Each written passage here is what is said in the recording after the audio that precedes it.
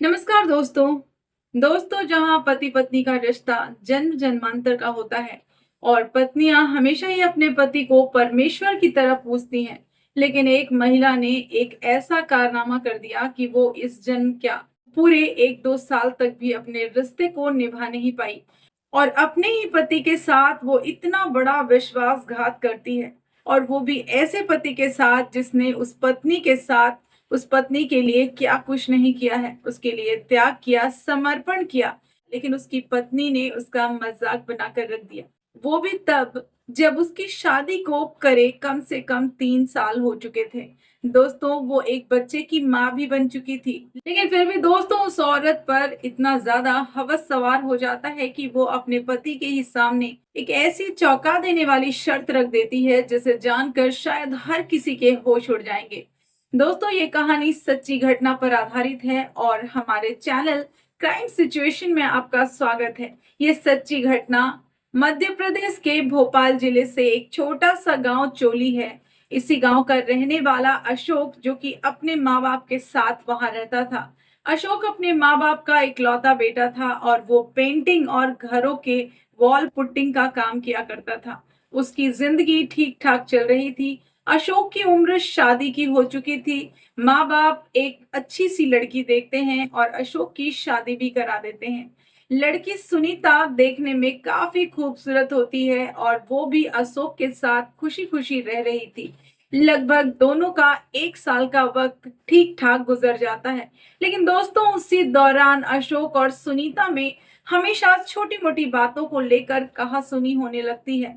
धीरे धीरे ये झगड़ा इतना ज्यादा बढ़ते जाता है कि इसी वजह से अशोक की शादी बहुत ही जल्द टूटने के कगार पर पहुंच जाती है। घर वाले दोनों को समझाते हैं, मगर सुनीता साफ कहती है कि वो अशोक के साथ नहीं रह सकती। और फिर दोस्तों शादी टूट जाती है। इसके बाद सुनीता अपने घर यानी कि अपने मायके चली जाती है, हमेशा हमेशा के लिए। अशोक को वो छोड़ देती है। अब अशोक अपनी पत्नी सुनीता से माफी मांगता है, सुनीता को रोकने की कोशिश करता है, लेकिन सुनीता बहुत ही ज्यादा गुरूर में हो जाती है और अशोक के साथ रहने से मना करती है और उसका साथ छोड़ देती है। लेकिन दोस्तों, अशोक इस बात से बहुत दुखी था और गांव वाले भी अशोक को ताना मारते हैं। कहते हैं कि देखो कैसे इसकी पत्नी से छोड़कर चली गई है। अशोक में ही काफी कमी है, अशोक जरूर कुछ कमजोर होगा। अशोक की अब काफी ज्यादा बेइज्जती होती है। अशोक अपनी बेइज्जती महसूस करता है। समाज में ताने सुन सुनकर वो परेशान हो चुका था और इसीलिए अशोक के माता पिता और अशोक ने दोबारा शादी करने का फैसला कर लिया। दोस्तों, 1 साल का ही वक्त बीता था कि अशोक ने एक सुमन नाम की लड़की से शादी कर ली। दोस्तों, सुमन के साथ अशोक की बस ठीक ठाक ही चल रही थी। वहीं सुमन ने अशोक से कहा कि वो गांव पर नहीं रहेगी। और दोस्तों, गांव के ये लोग ज्यादातर यही कहते हैं कि वो पहली वाली पत्नी अशोक की अच्छी थी, ये दूसरी अच्छी नहीं है। ऐसी बातें सुनने से सुमन का दिमाग खराब हो जाता है। सुमन ने अपने पति अशोक से कहा कि अब मुझे इस गांव में नहीं रहना है। और दोस्तों, वो दोनों इस गांव को छोड़कर यूपी के नोएडा में जाकर एक किराए के मकान में रहने लगते हैं। वहीं रहकर अशोक अपना पेंट वाला और पुट्टी वाला काम शुरू कर देता है। अशोक ज्यादातर काम के सिलसिले में घर से बाहर रहता था। कभी कभी अशोक साइट पर रात को भी रुक जाया करता था। इस वजह से सुमन घर पर बिल्कुल अकेली रह जाती। अशोक और सुमन का 1 साल का बच्चा भी था। लेकिन दोस्तों, फिर भी सुमन के पास बहुत सारा वक्त था और इसीलिए वो परेशान हो जाती थी। और सुमन जो है वो घर की भी ज्यादातर जिम्मेदारियां खुद ही उठा रही थी, जैसे बाजार जाना, साग सब्जी लाना। घर के काम खत्म होने के बाद सुमन रोजाना थोड़ा अपने बच्चे को लेकर घूमने भी निकल जाया करती थी और इसी तरह से सुमन ज्यादातर वक्त मार्केट में गुजारा करती थी। और इसी दौरान सुमन की मुलाकात एक ऐसे ही व्यक्ति से हो जाती है जिसका नाम रुपेश था। रुपेश भी एकदम बिगड़ैल किस्म का आदमी था, हमेशा मार्केट में ही नजर आता था और औरतों पर डोरे डालने वाला ही इंसान था। वो भी ज्यादातर घूमता फिरता रहता। और इसी दौरान जब लगातार सुमन से उसकी मुलाकात होती है तो सुमन को भी रुपेश में बहुत ज्यादा इंटरेस्ट हो जाता है। और फिर दोनों एक दूसरे से बातचीत करते हैं, मामला आगे बढ़ता है। उन दोनों के बीच भी वैसे ही नजदीकियां बढ़ती है और ये दोनों एक दूसरे के काफी नजदीक आ जाते हैं और ये नजदीकियां अब प्यार में बदल जाती है। वो दोनों लगातार एक दूसरे से फोन पर भी घंटों बातें किया करते थे और उसके बाद दोस्तों फोन पर ही वो दोनों मुलाकात की जगह भी फिक्स कर लेते थे और फिर सुमन उससे मिलने जाया करती थी। दोस्तों ऐसे ही ये सिलसिला इन दोनों का लगातार चल रहा होता है। जब भी अशोक घर पर नहीं होता था तब सुमन रुपेश को फोन लगाकर घंटों उससे बातें किया करती और जब भी मौका मिलता रुपेश को वो अपने घर पर बुला लिया करती। और दोस्तों जब रुपेश सुमन के घर आता था तो उन दोनों के बीच वही गलत संबंध कायम होता था और ये सिलसिला लगातार चल रहा था। किसी को भी इसकी कानो कान खबर नहीं थी क्योंकि सुमन और अशोक दोनों बाहर से आकर यहाँ बसे होते हैं। यहाँ नोएडा उनके लिए एकदम नया था। यहाँ आस पड़ोस के लोग उन्हें ज्यादा नहीं जानते, इसीलिए उनके निजी जिंदगी में वो लोग दिलचस्पी नहीं ले रहे थे। और दोस्तों यही कारण था कि रुपेश और सुमन का संबंध काफी दिनों तक चलता रहता है और किसी को कुछ पता नहीं चलता। और दोस्तों सुमन को भी धीरे धीरे ऐसा लगने लगता है कि अब वो रुपेश के बगैर एक पल भी नहीं रह सकती। और सुमन का अब अपने पति से लगाव हट गया था। वो पूरी तरह से रुपेश के तरफ हो गई थी। वो पूरी तरह से रुपेश के साथ ही वक्त बिताना चाहती थी। अशोक को तो वो जब देखो तब झाड़ कर अपने से दूर भगा देती और अब सुमन के लिए अशोक से ज्यादा रुपेश उसके लिए मायने रखता था। वहीं दोस्तों एक दिन जब अशोक अपने काम से घर वापस आता है तो उसे अगला काम तुरंत नहीं मिलता। इसकी वजह से वो घर पर ही 2-3 दिन गुजार देता है। लेकिन इन 2-3 दिन में अशोक को ये एहसास होता है कि सुमन बदल गई है। वहीं अशोक के घर पे रहने की वजह से सुमन और रुपेश मिल नहीं पा रहे थे और सुमन रुपेश के लिए तड़पना शुरू कर देती है। अब सुमन एक बहाना बनाती है। वो अपने पति से कहती है कि मैं बाजार जा रही हूँ, अपने बच्चे के लिए कपड़े लेने हैं, और अपने बच्चे को उठाती है और चल देती है। लेकिन वो बाजार नहीं जाती, वो तो अपने उस दोस्त रुपेश से मिलने उसके पास जाती है। रुपेश जो कि पहले से ही सुमन का बेसब्री से इंतजार कर रहा था, वो भी बेचैन था। और फिर दोस्तों ये दोनों मिलते हैं। सुमन अपने बच्चे को वहीं सुला देती है और फिर रुपेश के साथ वो वक्त लेकिन दोस्तों इन सब में सुमन को वक्त का पता ही नहीं चलता कि कब रात हो गई है। इतनी ज्यादा देर होने की वजह से घर पर अशोक परेशान हो जाता है और वो लगातार सुमन को फोन करने लगता है क्योंकि सुमन अकेली नहीं गई थी, वो बच्चे को साथ लेकर गई थी। और लगातार फोन आने की वजह से सुमन और रुपेश के प्यार में बहुत ज्यादा डिस्टरबेंस होता है। इसी वजह से सुमन गुस्से में फोन उठाती और अपने पति अशोक से गुस्से में बात करती है और कहती है कि क्या हुआ, आप फोन क्यों कर रहे हैं। तब अशोक कहता है कि क्या बात कर रही हो, तुमने समय देखा है, रात के 9 बज गए हैं और अभी तक तुम घर वापस नहीं आई हो और अभी तक तुम घर वापस नहीं लौटी हो। सुबह से तुम बच्चे को लेकर निकली हो, आखिर कहाँ हो तुम। और तभी सुमन अशोक से कहती है कि देखो, मैं तुम्हें इधर उधर घुमाना नहीं चाहती और ना ही तुमसे झूठ बोलना चाहती हूँ। और कहती है कि मैं किसी और से प्यार करती हूँ और अब मैं इन्हीं के साथ रहना चाहती हूँ, तुम्हारे पास मैं नहीं आना चाहती। दोस्तों अपनी पत्नी सुमन के मुंह से ये बात सुनकर अशोक को बहुत बड़ा झटका लगता है। वो सोचता है कि आखिर मेरी पत्नी सुमन मुझे छोड़कर क्यों जा रही है। और तब वो सोच में पड़ जाता है कि मेरी पहली पत्नी ने भी मुझे छोड़ दिया था और अब मेरी दूसरी पत्नी भी मुझे छोड़कर किसी और को चुन लिया है। अशोक को इस बात का डर सताने लगता है कि अब समाज उसे क्या कहेगा।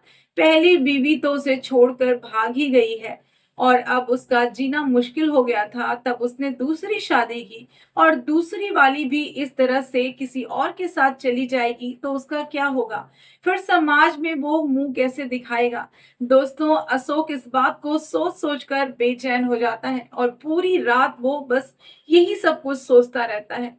और इसीलिए अशोक सुबह एक प्लान तैयार करता है। वो सुबह चलकर रुपेश के घर जाता है और अपनी पत्नी को मनाकर वापस लाने की सोचता है और यही सोच लेकर वो रुपेश के घर भी पहुंच जाता है। अपनी पत्नी सुमन से मिलकर रोता है, गिड़गिड़ाता है उसके दोनों हाथ जोड़कर उससे मिन्नतें करता है और कहता है कि प्लीज घर वापस चलो।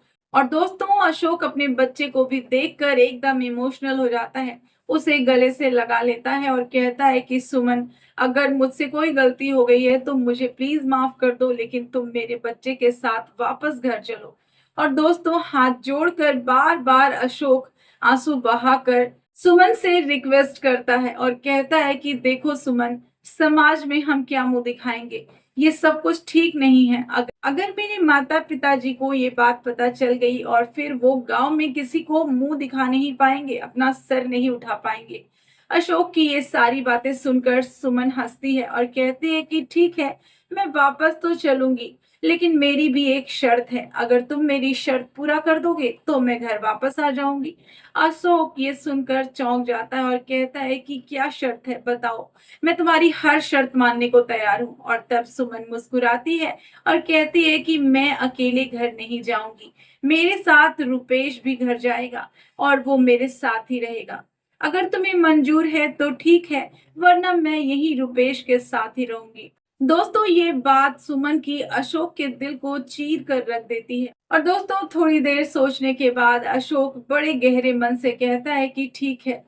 अशोक ये सोचता है कि कम से कम उसकी पत्नी उसके घर में उसके साथ तो रहेगी, लोग बातें तो नहीं बनाएंगे और बदनामी से भी बचे रहेगा। इसीलिए वो बहुत ही भारी मन से अशोक अपनी पत्नी को उसके प्रेमी के साथ लेकर अपने घर आता है। और दोस्तों अब ये तीनों लोग यानी कि पति पत्नी और वो एक ही छत के नीचे रहने लगते हैं। लेकिन दोस्तों सारी हदें तो तब पार हो जाती है जब एक दिन खुद ही सुमन अशोक से कहती है कि तुम 24 घंटे हम लोगों से चिपके रहते हो, तुम्हें कोई काम धाम है या नहीं, सब कुछ छोड़ दिया है तुमने, तुम जाओ बाहर और काम करो, क्योंकि मुझे आज रुपेश के साथ वक्त गुजारना है। अशोक को ये सुनकर बहुत दुख होता है, लेकिन फिर भी अशोक अपना सिर झुकाता है और बाहर चला जाता है। लेकिन दोस्तों ये सिलसिला अब बिल्कुल शुरू हो गया था, लगातार चल रहा था। बेचारा अशोक कब तक ये सब कुछ बर्दाश्त करता। अब उसका धैर्य का बांध टूट चुका। अब अशोक का धैर्य जवाब दे रहा था। उसकी पत्नी ऐसी ऐसी बातें, ऐसे ऐसे कारनामे, ऐसे ऐसी हरकतें उसके सामने ही कर रही थी कि वो शर्म से झुका जा रहा था। अशोक ये सब कुछ देखकर उसका दिल रो रहा था, उसकी आत्मा रो रही थी। उसकी पत्नी उसके सामने ही अपने आशिक के साथ ये सारा कार्यक्रम शुरू कर दिया करती थी। लेकिन अब दोस्तों अशोक अपनी पत्नी का विरोध करना शुरू कर देता है और उसके विरोध से ये दोनों सुमन और रुपेश परेशान होने लगते हैं। उन्हें लगने लगता है कि इसी तरह से अशोक अगर हमें रोकेगा तो फिर ये बातें बाहर भी चली जाएंगी और फिर उन दोनों का मिलना बंद हो सकता है। इसलिए सुमन ने रुपेश से मिलकर एक बहुत ही खौफनाक साजिश रची। दोस्तों अब ये दोनों मिलकर अशोक को रास्ते से हटाने का पूरा प्लान बना लेते हैं।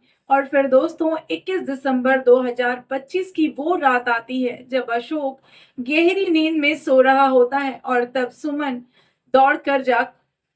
सुमन उसका गला दबाने का प्रयास करती है।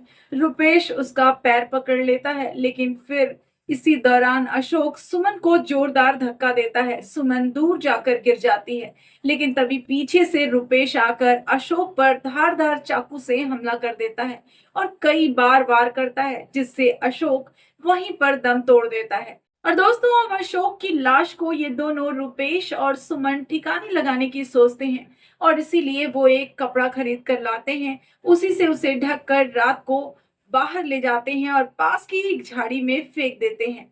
और दोस्तों घर में जाकर वो घर में फैले हुए खून के धब्बे वगैरह सब कुछ साफ कर देते हैं। लेकिन दोस्तों 2-3 दिन बीतने के बाद ही लाश से बदबू आने लगती है और फिर आस पड़ोस के लोगों को पता चल जाता है कि वहां एक अनजान व्यक्ति का शव पड़ा है। उसकी उम्र लगभग 35 साल की है और पता नहीं किसके घर का है। पुलिस आती है, जांच शुरू हो जाती है, लेकिन पुलिस को भी ये पता नहीं चलता कि आखिर ये कौन है। क्योंकि किसी ने भी गुमशुदगी की कोई रिपोर्ट भी नहीं दर्ज कराई थी। इसी वजह से मामला एकदम ठंडा हो जाता है।